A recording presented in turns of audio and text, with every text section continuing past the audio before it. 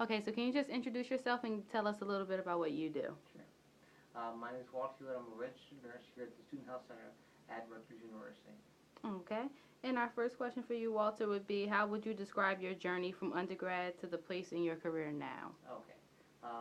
I was a medic in the Air Force. I had never seen any men in nursing until that time.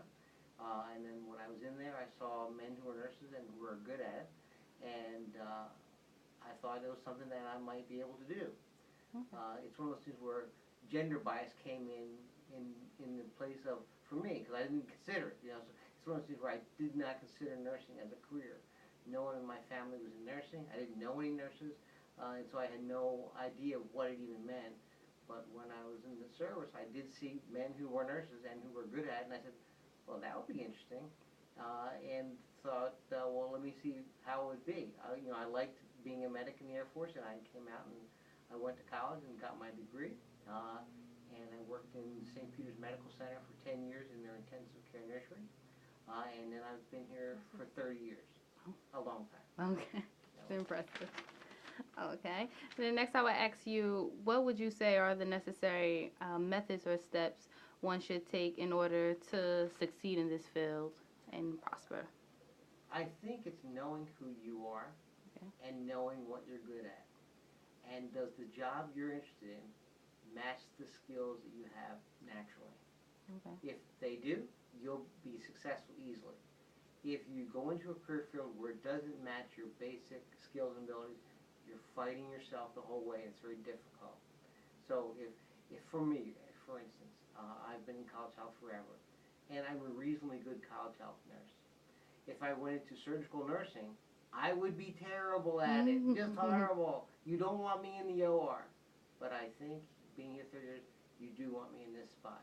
Okay. And everybody has their talents and skills, right? Knowing what you're good at is the critical thing because then your natural ability and your desire and all those energies are going in the direction you're going as opposed to the extremely fine attention to detail every minute, every day, which I'm not really terribly good at. I don't have to, have to deal with that in this career field. It's more counseling and support care and those kinds of things. So knowing what you're good at and getting a job that has those qualities will make you much more likely to be successful. And what you like, what energizes about the patient population that you're caring for. If you don't like old people, don't go into geriatric care. If you can't stand children, don't do that. If when you've been in school, what kinds of patient groups did you really find interesting? Was it cancer care? Was it newborn nursery? Was it, what was it about that work that says, man, this is cool stuff? Because you'll want to do more of it.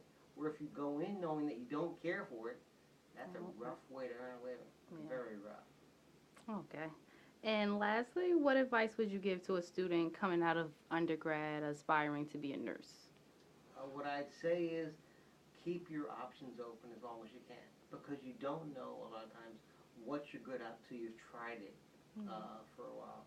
And some things sound good and they look good, but when you go in to actually do that work, it's not. And so what you want to do is always try to keep your options open as long as you can. Now, most of the time when you get into a career in nursing, as with any other career, you narrow down your skill sets, right? Because you're doing whatever that job is more routinely. And so as long as you can keep it relatively broad-based, that's helpful. I mean, unless you happen to get it right out of the gate where, you're doing what you want and you're good at it right away, that's not the path for most people.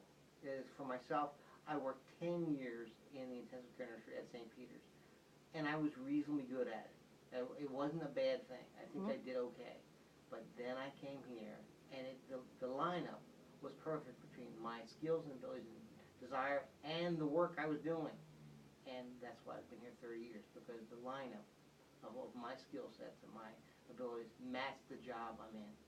Okay. And I think that's what you have to find out, what you're good at, and try some things. Keep your options open, because most people don't know right away. And most people don't get it the first time. Like, they don't come out of school, get the perfect job, and live happily ever after. No, that's not what the deal is for most people.